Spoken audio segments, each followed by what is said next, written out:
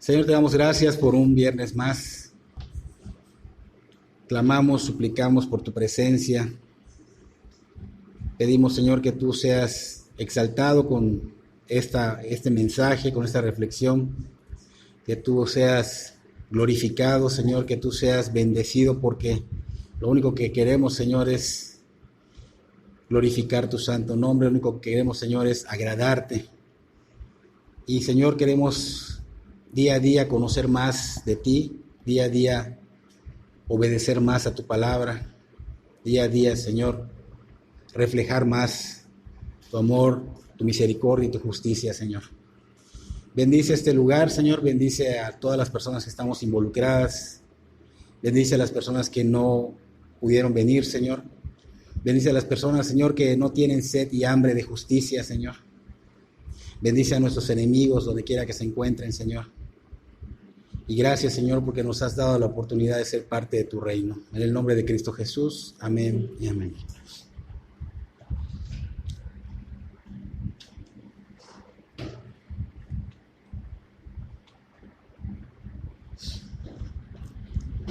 Algo que tenemos que recordar, que a veces se nos olvida, es que no somos dueños de nuestra propia vida. Creemos que somos y por eso hacemos muchas cosas que no son agradables a Dios y nos creemos autosuficientes, pero se nos olvida que fuimos creados por Dios y se nos olvida a los que ya son de Cristo que son comprados a un precio que ya no te perteneces. Entonces no somos los dueños de nuestra propia vida, no somos los dueños de nuestro propio destino, ni individualmente, ni como familia, ni como ciudad, ni como país.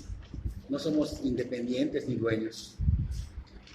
Ahora, algo que está sucediendo hoy en todo el mundo es que mucha gente se está jactando de controlar su destino, ¿no?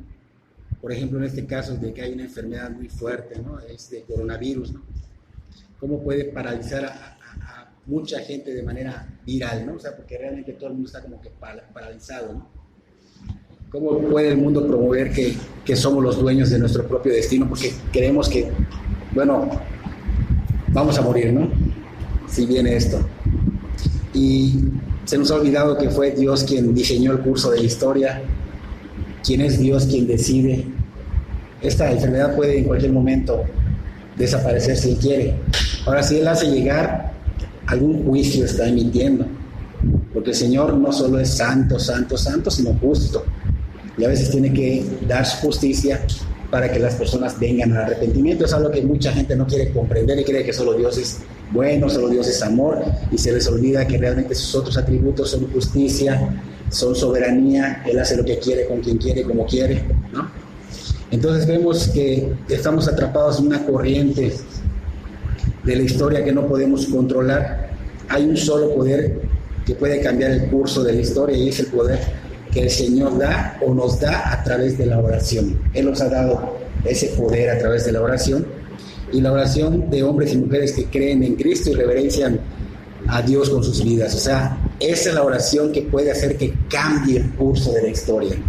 No porque nosotros manipulemos el curso, sino porque Dios nos ha dado la herramienta, ¿sí?, para clamar, para suplicar, y Él ha hecho muchos milagros, muchas cosas a través de los hombres en la Biblia que nos hacen ver cómo cambia el curso de la historia, ¿no? No tenemos el sentido, no tenemos, tristemente, no hemos considerado que la oración no solo es un cumplimiento, una formalidad o un requisito para ser cristiano, ¿no? O sea, realmente debemos recordar que la oración es parte de lo que es la esencia del cristiano, ¿ok? Y hemos perdido ese sentido, hemos perdido esa sed, hemos perdido esa hambre de buscar ese acercamiento con Dios, y nos hemos enfocado solo en cumplir con esa tradición como requisito de oración, ¿no? Ahora, ¿cómo podemos seguir adelante si ya somos llamados a Cristo, si no hacemos un nuevo énfasis o un nuevo enfoque en la oración, ¿no? Miles de personas, ¿qué hacen? Oran solo en tiempos de adversidad, solo cuando se presentan situaciones de tensión, solo cuando vienen adversidades o peligro, solo cuando hay incertidumbre. Y Cristo no nos enseñó eso. Cristo nos enseñó a todos que oraran siempre. Tan fervientes y tan directas eran las oraciones del Señor Jesús, que hasta en una ocasión vinieron sus discípulos a decirle: Señor, enséñanos a orar. En Lucas 11:1, Señor, enséñanos a orar. Eran tan fervientes, tan directas, y eso es algo que si nosotros estuviéramos enfocados en este mismo enfoque que el Señor Jesús mostró, créeme que mucha gente diría: wow, yo quiero tener esa relación con Dios que tienen estas personas, yo quiero tener esa comunión, ¿no? Desde el inicio de la Biblia hasta el final de la Biblia se encuentran muchos relatos de muchas personas cuyas oraciones fueron contestadas, o sea, no se quedaron sin contestar, fueron contestadas. Personas que cambiaron la dirección de la historia por medio de la oración, ¿no? Personas que oraron fervientemente y Dios contestó. Por ejemplo, Abraham oró, y mientras él oró, no destruyó Sodoma y Gomorra por un momento.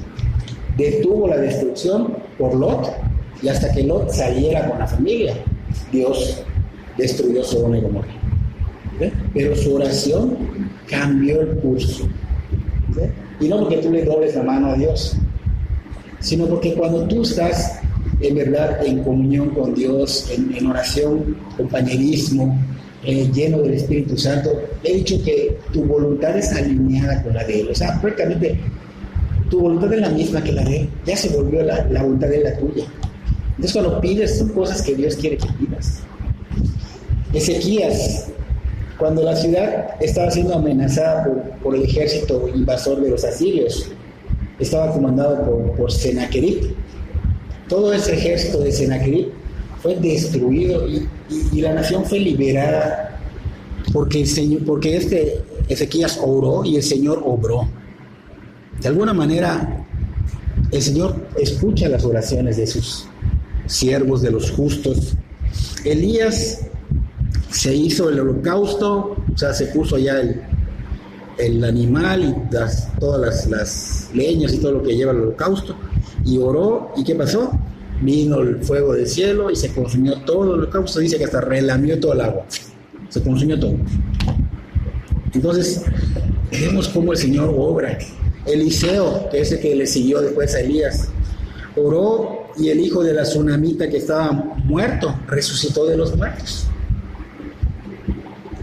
El Señor Jesús también nos dio un ejemplo muy grande cuando su amigo Lázaro murió después de 4 días. Dice: ya hiede, o sea, ya está podrido, ya apesta. Le decía la hermana. Y el Señor dijo: ábralo. Lázaro resucitó cuando el Señor oró. Pedro, Dorcas se llamaba una hermana de ellos, una cristiana, hermana de nuestra. Se murió, oró y resucitó y siguió sirviendo al Señor. Pablo oró, y cuántas iglesias no nacieron en Asia Menor y en Europa.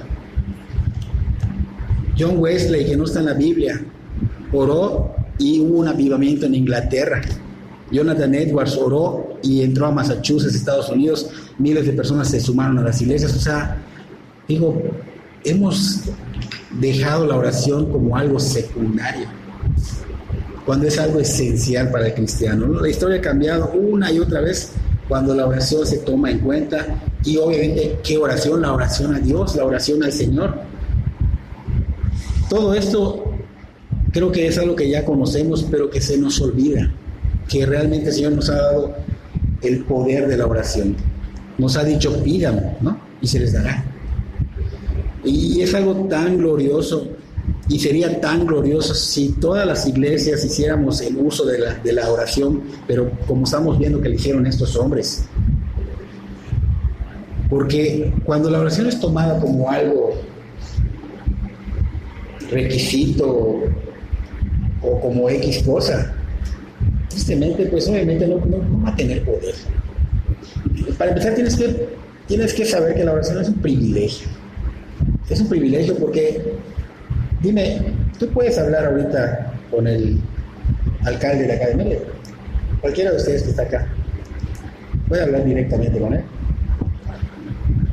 Le puedes hablar al presidente y al creador del universo. Se ha dado el privilegio que puedes orar y te esté escuchando. y que atiende tus oraciones. El Señor Jesús murió para hacer que esta comunión y esta comunicación con el Padre sean posibles. Si Él no hubiera muerto en la cruz, nosotros no podríamos venir al trono de la gracia a pedir o a recibir misericordia, socorro. No podríamos, pero Él murió, lo hizo posible. Murió y resucitó, pero lo hizo posible. Y Él nos dijo que hay gozo en el cielo cuando un pecador se aparta del pecado para buscar a Dios. Lucas 15, 17, hay una oración allá pequeña que dice: Dios, ten misericordia de mí, que soy pecador. Es una oración. Lucas 15, 7, tan pequeña y tan poderosa, porque el Señor ha dado el poder a través de su muerte, su resurrección. O sea que podemos venir arrepentidos al trono de la gracia y suplicarle: Señor, ten misericordia de mí, que soy pecador. Y vas a ver cómo el Señor te va a perdonar, te va a hacer caso. No que tú le hablas al hombre, al presidente, le hablas al diputado, le hablas al quien quieras hablarle, al Papa, no te hace caso. Pero Dios sí. Él hizo posible esto. Y cuando los discípulos fueron a ver al Señor Jesús y le pidieron que les enseñara a orar, Él les respondió dándoles un modelo de oración. Pero eso solo fue una instrucción sagrada, porque hay muchos pasajes de la Biblia donde vemos que Él ofrece indicaciones diferentes. Él practicaba, predicaba, todo, fue una serie de lecciones sobre la oración constante. El Señor Jesús 3 años y medio aproximadamente fue lo que estuvo en su ministerio, pero nunca estuvo demasiado apurado como para dejar de orar. Siempre tomó en cuenta la oración, en todo momento buscaba espacio y oraba. Y a diferencia de él, nosotros, ¿cuán poco tiempo le dedicamos a la oración? La verdad, hoy me preguntaban en Campeche: ¿cuánto tiempo ora, pastor? No les dije cuánto tiempo, pero sí tengo momentos de oración. De hecho, ahorita viniendo estoy orando y digo, pero a veces se nos olvida. Entonces, ¿dónde está ese tiempo que el Señor nos mostró? ¿Dónde está esa intensidad con la cual nos enseñó de cómo debemos derramar nuestro corazón? Cómo Él derramó su corazón al Padre. Esa oración de Juan 17, que es todo el capítulo, wow, es una oración donde estaba Él abriendo su corazón, hablándole al Padre y mostrándole a los discípulos. Y esa parte en Getsemaní donde estaba derramando su corazón y su angustia. Y todo esto nosotros tenemos angustias, tenemos momentos de alegría, y Él nos va mostrando cómo orar en cada situación. Pues cada mañana, tristemente, oramos, pero lo que dicen todos los cristianos: oran en la mañana, oran en el almuerzo, o el desayuno, almuerzo y cena, y cuando duermen. Eso es algo que el cristiano hace. Pero como que estamos apurados, como que recitamos algunas partes de la Biblia lo más pronto posible, y como que estamos desesperados porque obviamente ya tengo que ir al trabajo. Entonces, ¿dónde está ese amor que tienes por Dios para que tú te levantes más temprano y puedas decir: bueno, yo prefiero perder una hora de sueño, pero tenerla en comunión con Dios? ¿Verdad? Es algo bonito que nos hemos olvidado de ello. Entonces, oramos, nos despedimos rápido del Señor, y estamos como que corriendo siempre en la oración, y hacemos peticiones finales en la noche. Y esto no es lo que el Señor Jesús mostró como diseño de la oración. El Señor Jesús rogaba durante mucho tiempo y en repetidas ocasiones, y está escrito que pasaba noches enteras suplicando. De hecho, decía que oraba desde la madrugada hasta el otro día, y dices: wow, fervorosamente suplicando, con perseverancia. Pero nosotros, ¿qué? ¿Dónde está nuestra perseverancia? ¿Dónde está nuestra persistencia? O sea, ¿dónde demostramos realmente ese gozo por estar en la presencia de Dios? La Biblia dice en 1 Tesalonicenses 5:17, orar sin cesar. Y no está diciendo que sin cesar, sino que se dice sin cesar, que significa siempre.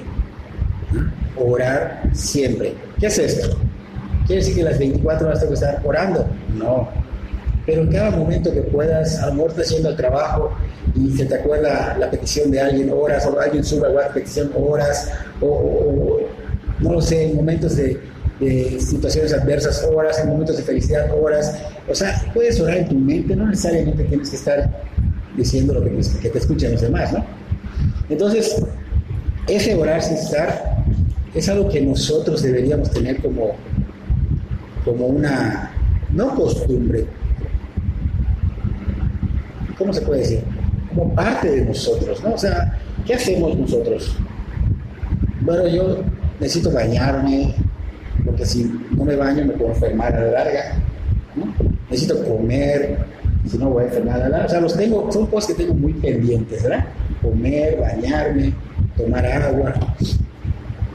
Y la oración debe ser más importante que todo eso, y no la tenemos de esa manera. Una mujer escribió que había estado orando y rogando durante 10 años para que su esposo se convirtiera, pero él estaba cada vez más duro su corazón. 10 años. Viene con un pastor y pide consejería, y el pastor le dijo, sigue orando. Tiempo después llegan las noticias de ella, que su esposo se había convertido gloriosamente y milagrosamente, dando los 11 años. ¿Qué hubiera pasado si esta mujer, a los 10 años que había así como que tiraba la toalla, hubiese dejado de orar? O sea, solo le faltaba un año más. Entonces, imagínate, nosotros a veces dejamos de orar, se nos olvida, no dejemos de hecho, es bueno, se nos olvida, digo, cuando te hablo así, ha estado por mí, porque se nos olvida hasta apuntarlo, haz una lista de las cosas o las personas, para que no se nos olvide. Entonces, con frecuencia debemos ser personas que oren, que busquen al Señor de veras, pues no solo de dientes para afuera, sino de corazón con frecuencia, porque el Señor así buscaba a su Padre, y Él buscaba a veces un lugar apartado. ¿Por qué? Porque no había nada que lo iba a distraer. Es importante que busquemos un lugar en nuestro hogar, algún espacio. Llegamos a ver una película en una ocasión que se llama Cuarto de Guerra. La señora tenía un closet donde ahí oraba. O sea, no estoy diciendo métete a tu closet a orar, pero busca un espacio donde tú puedas estar, donde no haya distractores, donde el teléfono esté en silencio, donde el ruido de los autos tal vez no te vayan a sacar de esa concentración que tienes en ese momento hacia el Señor, donde tengas un tiempo de veras a solas con Él. Es importante. Y obviamente la oración colectiva es importante porque la tenemos en Hechos, la hemos visto con los apóstoles. Es muy importante también esto. Entonces, es una recomendación de parte de la iglesia, ¿no? Que elijamos una habitación, un rincón de la casa, donde sea, donde puedas concentrarte y no haya distractores. Porque esto va a traer bendición a sus vidas. Va a traer bendición a sus vidas. Cuando observamos la vida del Señor Jesús, esa vida de oración que tuvo, vemos una intensidad de cómo oraba a Dios, como Getsemaní. Como con tanta intensidad decía, Padre, no se haga mi voluntad sino la tuya. Pero no solo esto decía, porque Él se iba a orar, los dejaba, ellos decían, aunque sea una hora que oren. O sea que Él se iba a orar como una hora, yo creo. Entonces, yo me imagino que es una plática como la que tienes tú con alguna buena amiga o con alguna buena pareja, y debe ser una plática con Dios muy, muy similar a esta, de que quieras seguir hablando con Él y te sientas en confianza. Es más, de ese tipo de pláticas que dices, no quiero dejar de platicar, quiero seguir. ¿Y cómo podemos lograr esto si no lo intentamos? Si no empezamos a practicarlo con Él. Entonces vemos que el Señor rogó tan intenso, tan fuerte, que hasta su sudor, que fueron gotas de sangre. Fue tan intenso que salieron la sangre por lo que venía, pero estaba muy angustiado por lo que venía. Entonces, ¿qué pasó en ese momento? Lucas nos dice que un ángel fortaleció al Señor. ¿Creen que no vamos a ser fortalecidos en nuestras tribulaciones si no oramos con esa intensidad? Claro que sí. pero a veces lo dudamos, se nos olvida. Entonces, hay que dejar de hacer esas peticiones mezquinas, usando palabras de otros, porque a veces, ay, mira, me gustó cómo oró, y empiezo a querer agarrar lo que dijo. No. Clama desde lo más profundo de tu ser, como a ti te salga lo que Él quiere. No como aquel fariseo que vino y dijo, no soy como los demás, yo doy mi diezmo, yo esto, yo lo... Y el Señor no le hizo caso. El otro dijo, Señor, no puedo ni mirarte, porque de verdad no merezco ni la salvación, ni nada merezco de ti. Y a ese tomó en cuenta el Señor. Entonces, que salga de ti, desde el fondo de tu corazón, desde el fondo de tu ser. Porque muchas veces cuando oramos, de veras, queremos pescarle a lo que escuchamos de otras personas.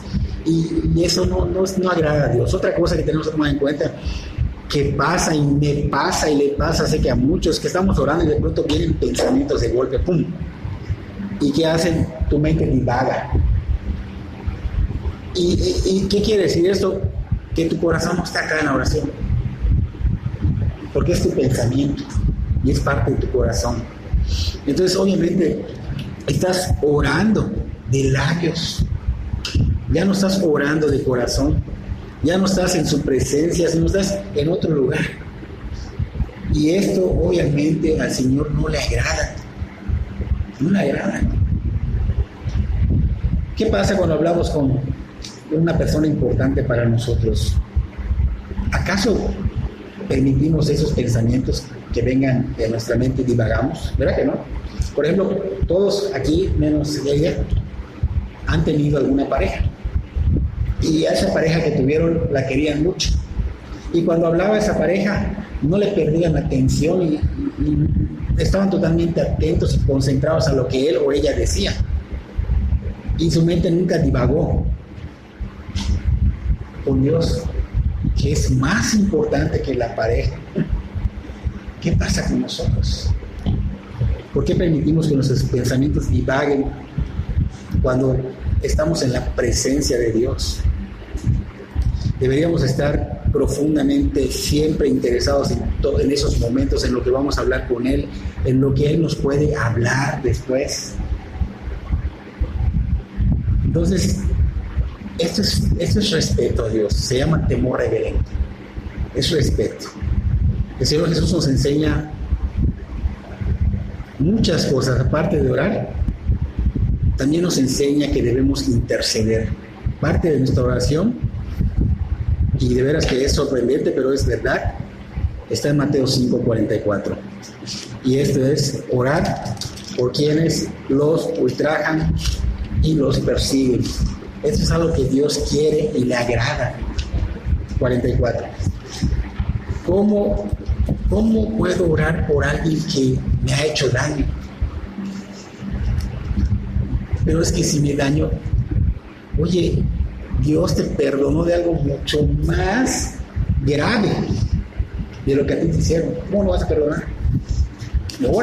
Ora por los que te persiguen, ora por los que te ultrajan. Debemos rogar por nuestros enemigos y pedir que Dios los lleve a conocerlos a Él. Y si ya lo conocen, pues los lleva al arrepentimiento para que vuelvan, porque esto es alejarse. Esto es alejarse. Y no lo digo por nadie, sino que cuando me toca un tema y el Señor me habla, pues yo tengo que darlo. A veces muchas personas piensan, o a lo mejor piensen que estoy hablando de ellos, pero para nada. 2 veces vinieron 2 temas, quité un tema porque no quise que se pueda tomar así, y me puso otro tema con el mismo asunto. Lo tengo que hacer, ni modos.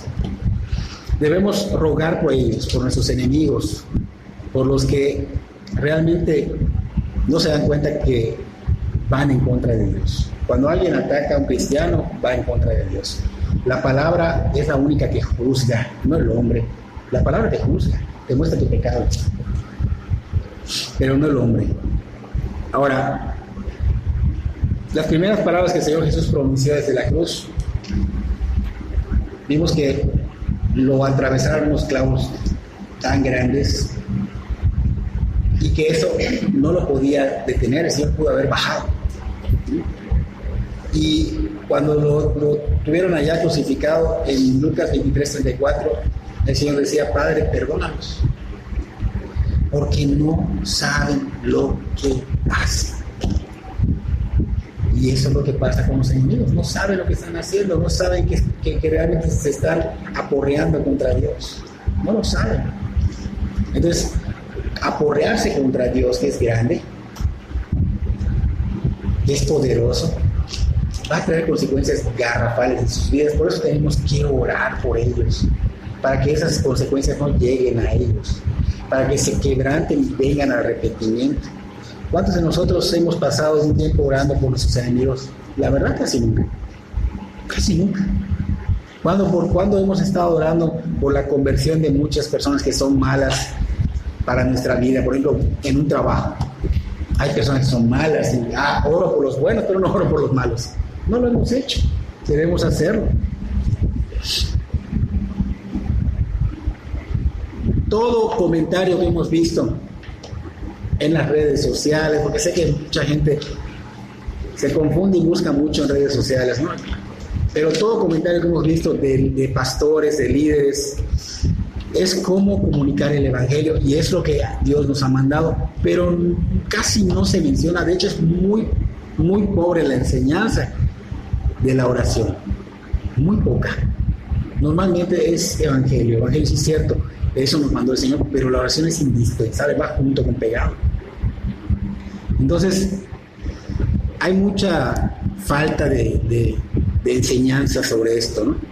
Hay decenas de iglesias que hemos visto que hay conversiones. Por ejemplo, acá, creo que muy poquitas, ¿verdad? 2, 3 personas, creo. Pero he visto iglesias donde hay conversiones, muchas personas. ¿Y cómo creen que surgió esto? Por la oración. Por la oración. Porque son personas que realmente saben que la oración Dios la dio con ese poder para interceder por las personas. Pero si nosotros como iglesia no oramos, ¿cómo vamos a ver esas conversiones más adelante? No podemos ser solo un grupo que no crezca. La iglesia tiene que crecer. Y no nos enfocamos lamentablemente, en Campeche, ahorita que venía donde vamos, todo cristiano va a evangelizar. Y cada vez que evangelizo me dicen, es que yo iba, pero aquí te piden dinero. O sea, te lo piden. ¿Cómo que te lo piden? Sí, que 50 pesos mínimo. Y que si no, y es triste. Es triste. Entonces, esto ha hecho que mucha gente no quiera, es tropiezo, que mucha gente no quiera buscar de Dios. Y que piensen que la iglesia que hace esto es en general igual, todas hacen lo mismo.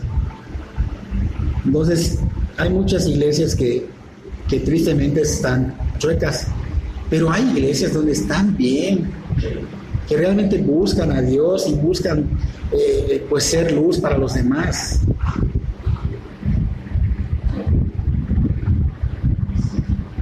Entonces, creo que esto nos lleva a que empecemos a tomar conciencia, ¿no?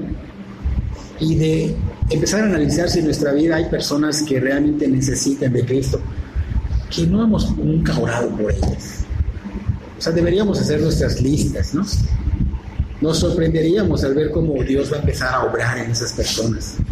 Pero que sea una oración continua, hoy, mañana, pasado, y que siga el mes, el año.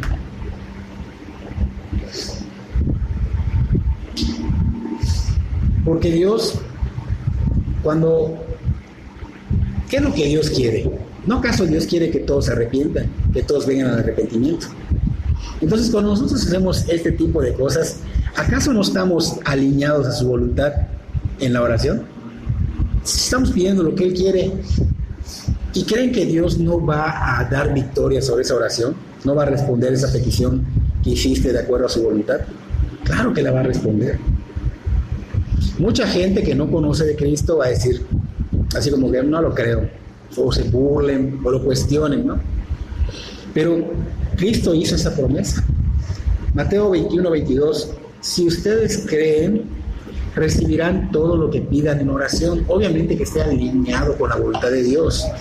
Y esta oración por enemigos o personas que no conocen al Señor es alineada a la voluntad de Dios.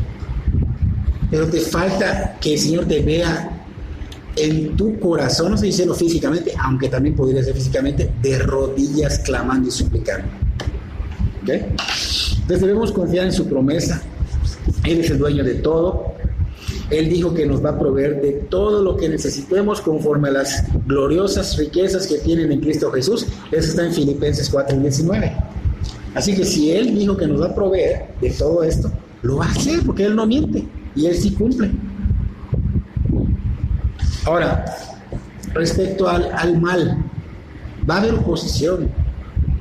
Cuando tú empieces a orar, va a haber oposición, va a haber personas utilizadas por el mal para que pues dejes de orar por ellos o los van a querer manipular a ellos para que te hagan algo y tú dejes de orar por ellos. No lo hagas. O sea, esto es algo que Dios tiene control y puede derrotar a cada uno de estos enemigos o de nuestros enemigos. Y no solo eso, los va a defender de todo peligro.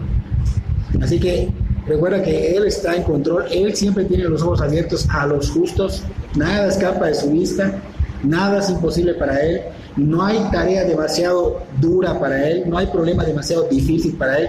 No hay ninguna carga demasiado pesada para Dios.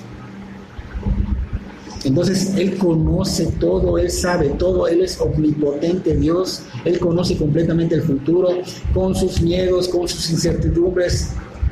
Pero nosotros podemos buscar, pedir, tener esa comunión y decir como decía Job: mas Él conoce mi camino, me probará y saldré como oro. Job 23:10.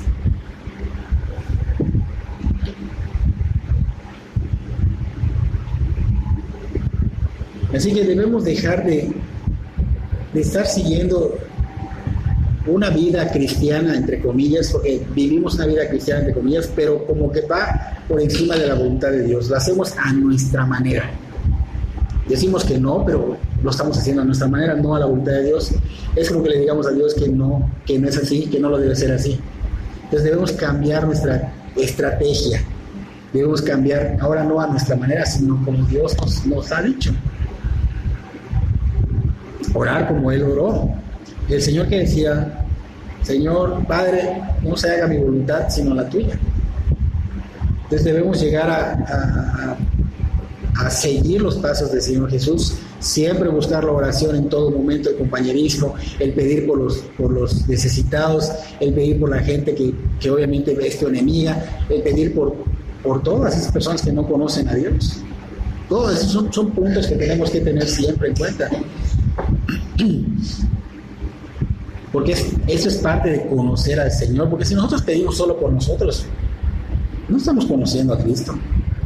Cristo vino y pidió por los pecadores, y eso es algo que se nos olvida. Entonces debemos llegar a conocer bien al Señor y orar en su nombre, y obviamente cuando oramos en su nombre, las oraciones es como si Él las estuviera pidiendo al Padre, ¿okay? Porque Él es el único mediador. Lo dice la palabra, es el único mediador entre Dios y el hombre.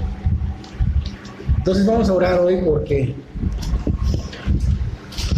varios puntitos. Uno, por esas personas que nos ultrajan o son nuestros enemigos.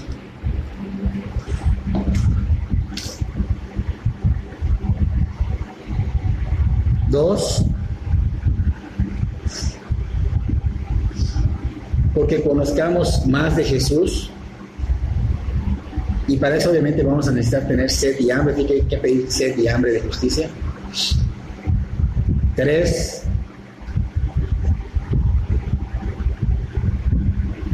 hemos visto que la iglesia está siendo muy perseguida en otros lugares, también acá, pero digo, es muy leve comparado a lo que nuestros hermanos pasan en otros países. 4, hay que pedir por la iglesia en general. 5, pedir por los pastores de todas las iglesias. Porque una vez que uno se desvía, se desvían los demás. 6. Vamos a pedir por esos dones. No es algo que el Señor haya puesto como si fuera una prioridad, pero el Señor quiere darte dones para que se usen para su gloria. Así que vamos a pedir por esos dones. ¿Qué dije? 6. 6, sí. 6, entonces 7 va, ¿no? Dones, dice. 7 por las enfermedades, por ejemplo, en este caso del coronavirus que está pegándole fuerte a hermanos chinos. Y en todos lados ya del mundo ya hay. 8. Depresión y aborto. Esas personas que no conocen de Dios toman una puerta falsa y llegan a querer suicidarse.